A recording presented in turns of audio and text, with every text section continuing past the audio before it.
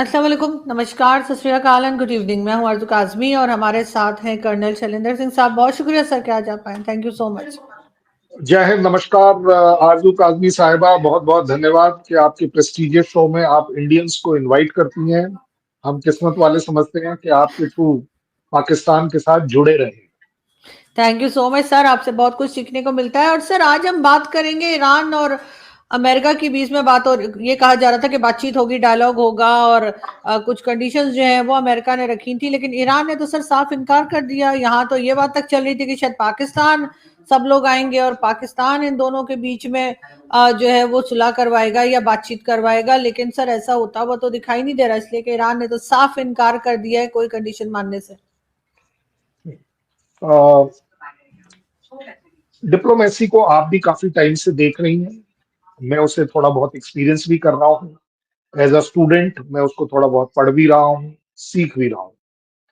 एक बड़ी अच्छी चीज मुझे डिप्लोमेसी में नजर आई कि जैसे ही आप किसी टॉक्स के बारे में डिनाई करते हैं, दैट मीन्स कहीं ना कहीं बात हो रही है और उसका प्रूफ करना होता है, जो हम लोगों के बीच में प्रूव करने वाली आम जनता को। अगर अगर ईरान का कहना है कि हमारी 6 कंडीशंस हैं, जब बातचीत है ही नहीं तो कंडीशन किस बात की? मैं बड़ी जायज सी बात कर रहे हैं। जब आपकी बातचीत ही नहीं है तो आप कंडीशन किसके लिए बना रहे हैं?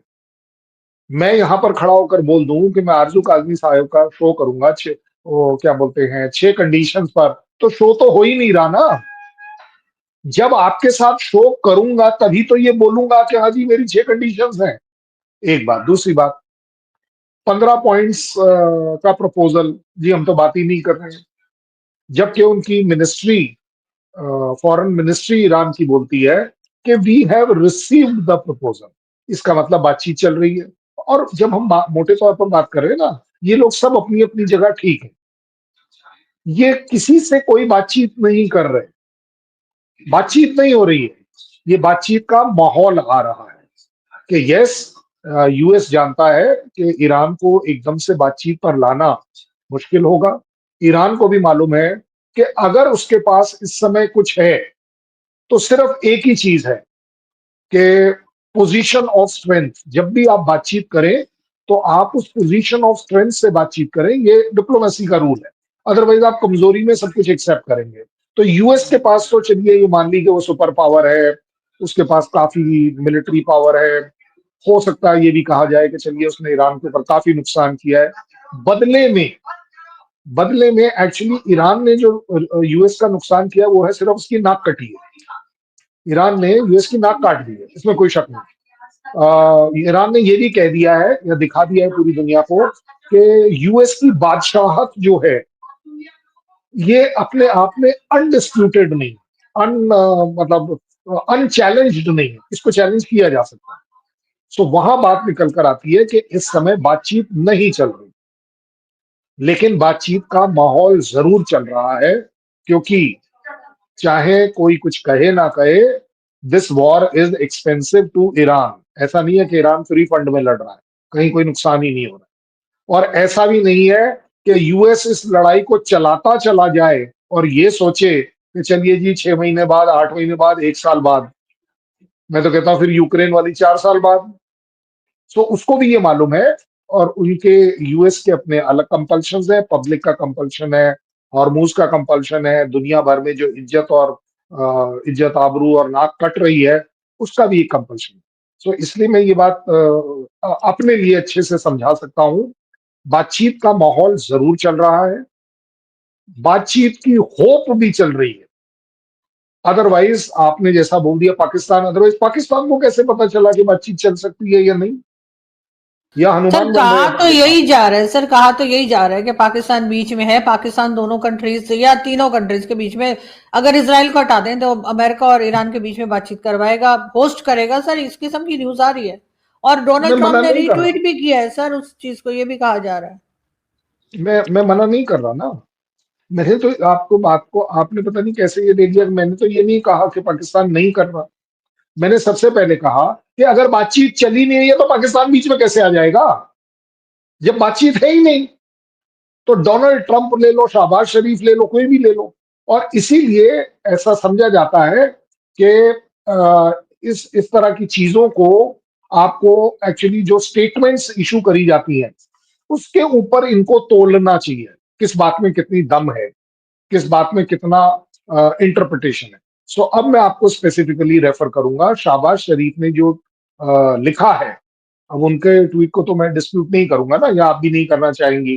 तो उन्होंने जो लिखा है बड़े सीधे सीधे शब्दों में लिखा है कि we would be glad to host.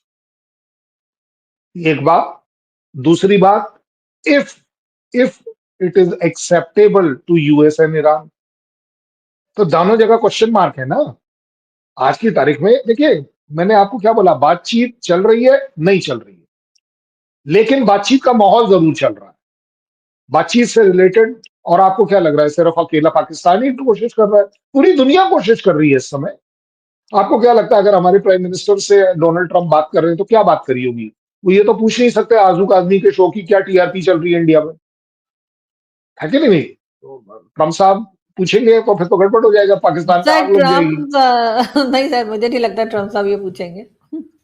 मैं भी यही कह रहा हूं, मैं भी आपको एग्जैक्टली तो उन्होंने उनके बीच में अगर बातचीत हुई होगी प्रधानमंत्री मोदी जी के और उनके बीच में, तो क्या बात हुई होगी? यही बात हुई होगी कि जनाब हॉर्मूज का क्या किया जाए, इस लड़ाई का क्या किया जाए, कैसे रोकी जा सकती है, कैसे नहीं। ट्रम्प साहब अपना दुखड़ा रो रहे होंगे कि देखिए जी ये मैं क्या करूं, मैं तो बिल्कुल तैयार हूं, लेकिन ये तो ऐसे कर रहा है वैसे कर रहा है। हमारे मोदी साहब ने भी क्या कहा होगा कि देखिए जी पूरी दुनिया में इसकी तकलीफ आने वाली है, इसलिए इसको रोकने में ही सभी की भलाई वगैरह वगैरह।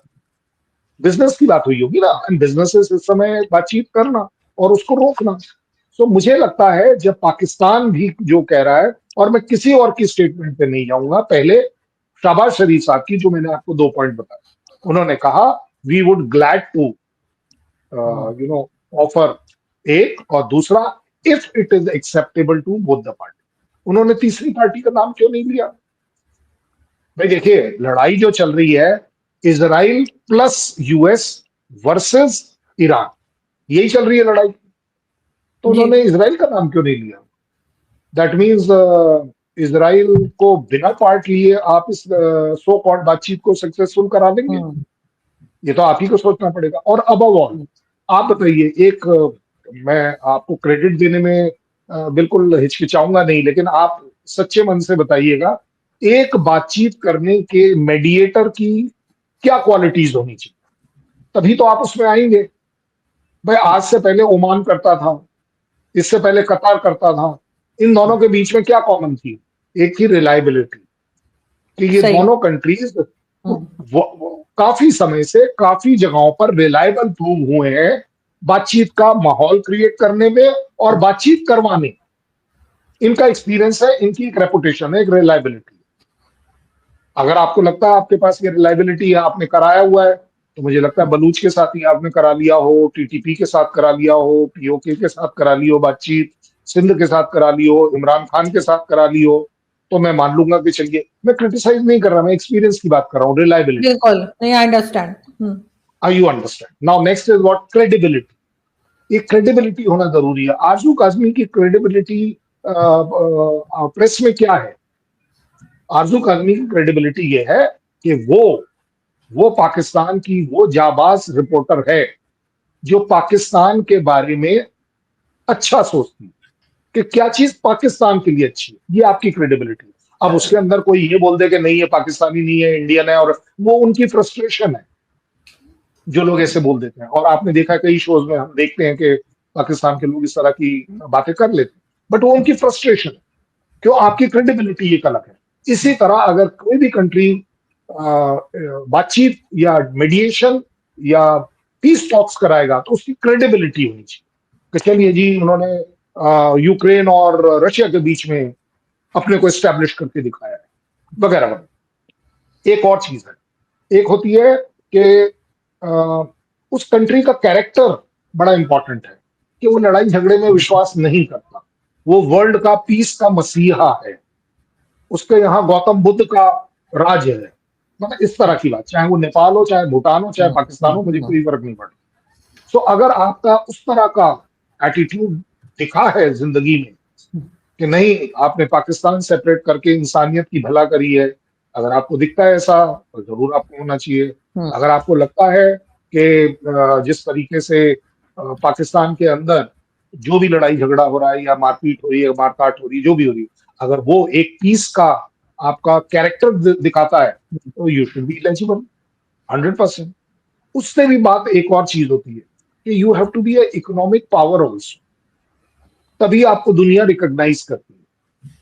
ओमान के पास पैसा है, कतार के पास पैसा है, और उसका पैसे की वजह से वो एक एस्टैब्लिश है कि उनके कोई वेस्टेड इंटरेस्ट नहीं है, उनको खरीदा नहीं जा सकता कि चलो जी $200 बिलियन दे दिए तो जो हम कहेंगे वो कर देगा। उस तरह की रेपुटेशन आपकी अगर है कि हाँ जी पाकिस्तान पैसों से नहीं बिकता है, तो वेल यस, आप बिल्कुल हो सकते हैं। क्योंकि as per as I am concern, मुझे लगता है अगर भूटान भी अगर बातचीत और पीस की बात करे तो मुझे भूटान भी एक्सेप्टेबल है, मुझे पाकिस्तान भी एक्सेप्टेबल है, लेकिन वो क्राइटेरिया जो है, क्वालिटीज जो है, वो उसमें खरा जरूर उतरना चाहिए। तो क्या पाकिस्तान बिना यूएस की साथ दिए या यूएस का बिना पपेट बने ईरान के लिए खड़ा हो पाएगा, ये आपको डिसाइड करना है। मेरे हिसाब से नहीं कर पाएगा। मैं आपको सीधे सीधे साथ साथ जवाब भी दे रहा हूं, इसी ये मेरा ओपिनियन है। आपको लगता है ईरान इजराइल पाकिस्तान को एक्सेप्ट करेगा एज अ मेडिएटर और उसकी बात मान जाएगा?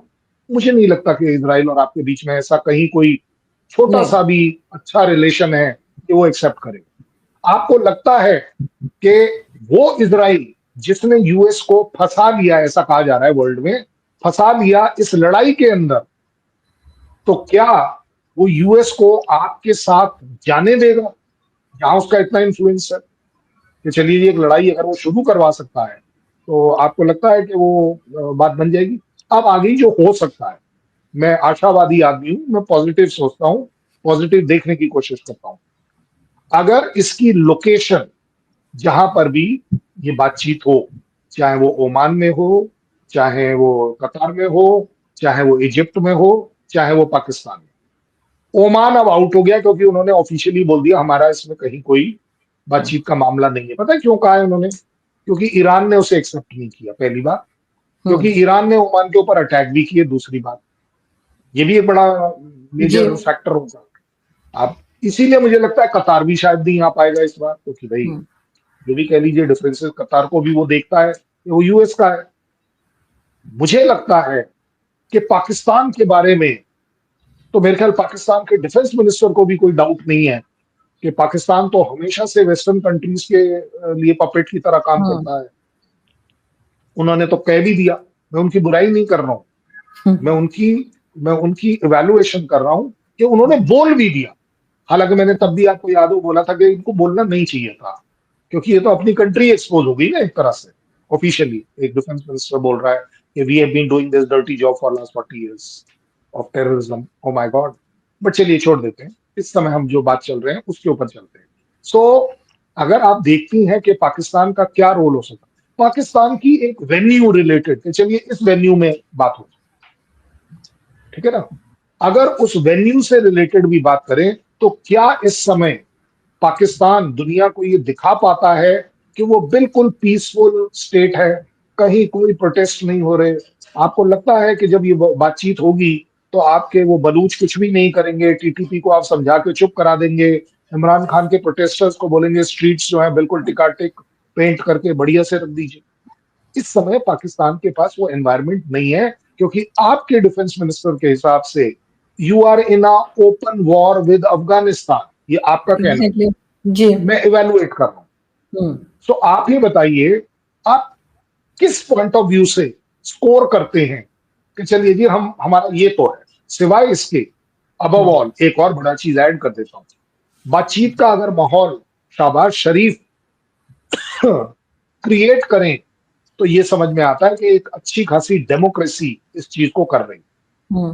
लेकिन टेलीफोन पर तो बात मुनीर साहब ने करी है रेगन से, ट्रंप से। ये भी आप ही के यहाँ का ऑफिशियल है। सो सर कंट्रोल तो उन्हीं का है ना सर, मिलिट्री से ही बात करेंगे। तो फिर आपको लगता है कि ट्रंप इतने बेवकूफ हैं कि पूरी दुनिया में वो ये दिखाने की कोशिश करें कि जो मिलिट्री नॉन डिक्लेयर्ड डिक्टेटर्स हैं, जो एक्चुअली ऑन ग्राउंड डिक्टेटर्स हैं, वो अब दुनिया की पीस टॉक्स के बारे में बात करेंगे? आप बता दीजिए ये इंप्रेशन कौन देना चाहेगा? मेरा लेकिन अपना ख्याल है, पीस कोई भी लाए, इट डजंट मैटर, लेकिन वर्ल्ड का दस्तूर है, जो मैंने आपको क्राइटेरिया क्वालिटीज बताई, कि क्या यूएस अफोर्ड कर सकता है कि मैं एक अनडिक्लेयर्ड डिक्टेटर के साथ इस पीस टॉक्स को करवा दूंगा। मैं आपको बताता हूँ आपके यहाँ प्रॉब्लम क्या हुई है।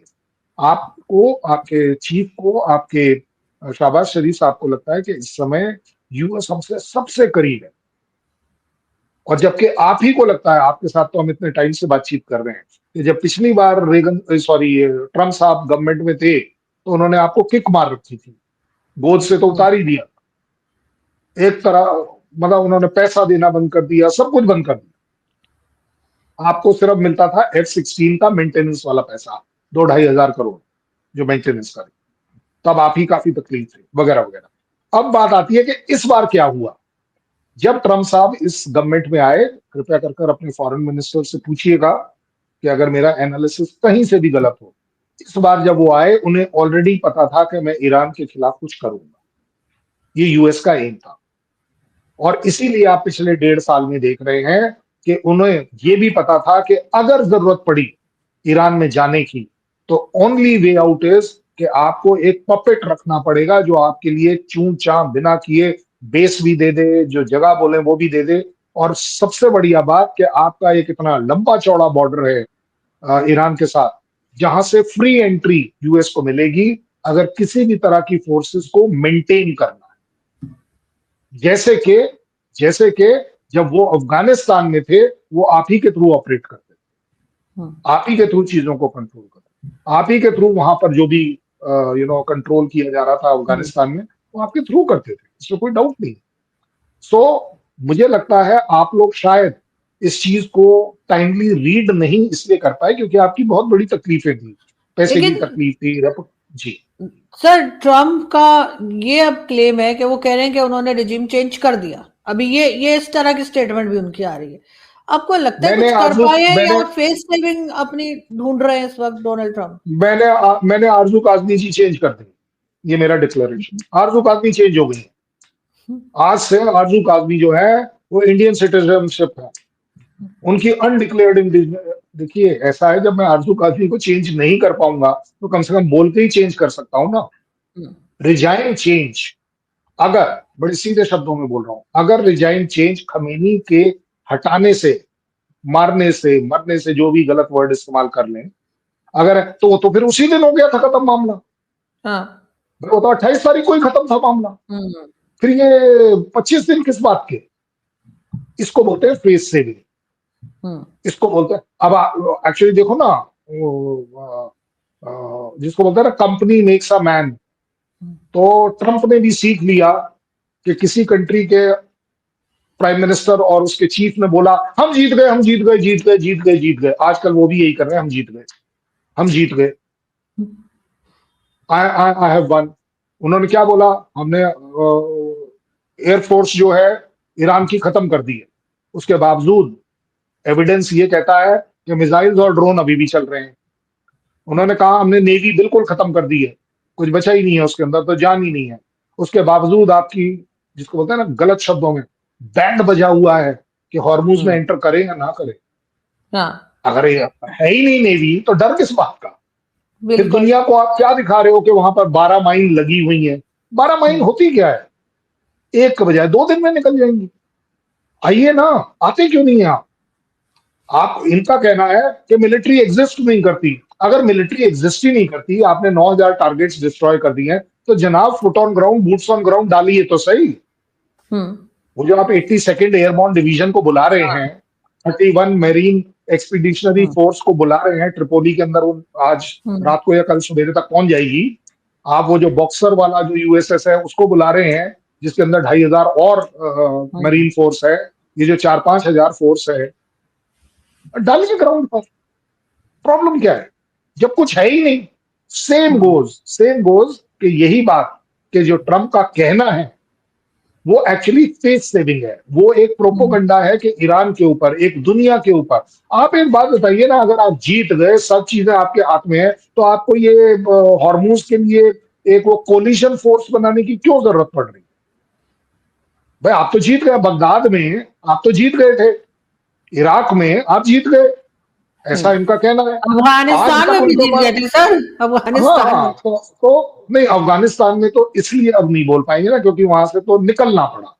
हाँ इराक में ये जीत गए थे क्योंकि इन्होंने बोला था कि न्यूक्लियर, बायोलॉजिकल, केमिकल वेपन्स वहां मिलेंगे।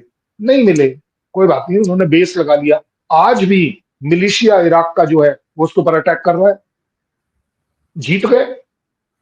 देखिए, जीत और हार जो होती है ना, ये सिर्फ बोलने की है। जिसकी जीत और हार होती है वो दिख रहा है, जैसा आपने कहा अफगानिस्तान फाइनली जीत गया, आपको वहां से बिल्कुल छोड़। सर। वियतनाम वियतनाम आखिर में जीत गया क्योंकि आपको निकलना पड़ा।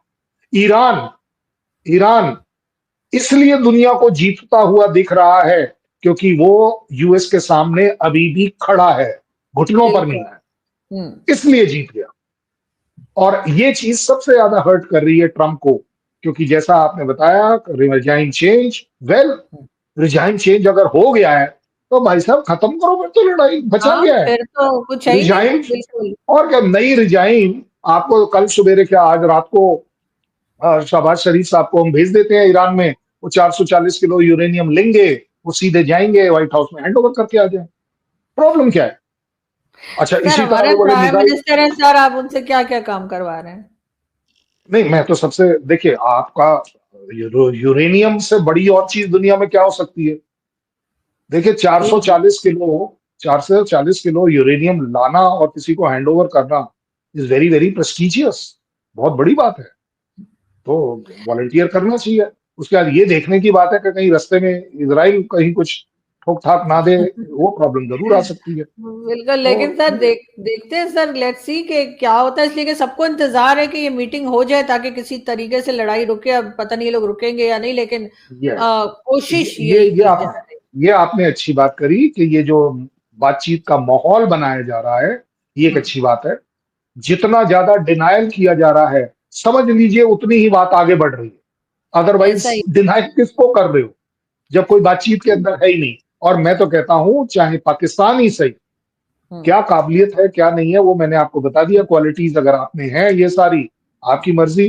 लेकिन अगर ये सारी क्वालिटीज हैं तो मैं भी आप ही की तरह आज आपके इस चैनल पर आपके प्राइम मिनिस्टर, और क्योंकि वो दोनों आपके बड़े तगड़े फैन हैं, और मुनीर साहब, दोनों के लिए मैं अपील करता हूं। गुरजिंदर विहार में मेरा घर है, मेरे घर आइए, मैं बलूच और आपके बीच में बातचीत करवा दूंगा। आप मेरे घर आइए, मैं टीटीपी और आपके बीच में बातचीत करा दूंगा। मेरे घर आइए, मैं इमरान खान को भी बुलाकर आपके साथ बातचीत करा दूंगा, मैं कराने को तैयार हूं। देखिए, बोलने से नहीं, डिप्लोमेसी कभी हम्म। बोलकर प्रेस कॉन्फ्रेंसेस में नहीं होती है। डिप्लोमेसी वो वाली गेम है जो आप खेलते हैं और खेलने के बाद दिखती है कि यस, बिल्कुल। कौन जीता। हम्म। जब गो आप बताइए, आपने कितनी बार देखा होगा माराडोना को चिल्लाते हुए, मैं बेस्ट प्लेयर हूं, बेस्ट प्लेयर हूं। वो हम्म। गेम खेलता था, पूरी दुनिया को पता था, उसके बाकी ओपोजिशन के 11 प्लेयर को पता था कि माराडोना को पकड़ना है, नहीं तो ये गोल मार जाएगा। वो फिर भी गोल मार जाता। The players will always play. In diplomacy बिल्कुल। You don't have to talk. आपको हम्म। प्रेस कॉन्फ्रेंसेस और ये ट्वीट कर कर लिखने से नहीं होता। बट यस, आप किसी को हाँ इंप्रेस सर, करना चाहते हैं, बिल्कुल। दुनिया को दिखाना चाहते हैं, हम्म। तो ये कुछ आपका तरीके एक्शन, हैं। आपका बिल्कुल सर, एक्शन और रिजल्ट है वो दिखाई दे जाता है, उसके लिए बोलना नहीं पड़ता, लोगों को नजर आ रहा है कि क्या हो रहा है। बहुत शुक्रिया सर कि आपने आज ज्वाइन किया, थैंक यू सो मच। बहुत बिजी बहुत बहुत शेड्यूल होता है धन्यवाद। आपका, बहुत शुक्रिया नहीं सर नहीं, कि कोई आपने बिजी टाइम नहीं। निकाला था। बहुत थैंक बहुत यू। धन्यवाद। जय हिंद, नमस्कार। नमस्कार सर।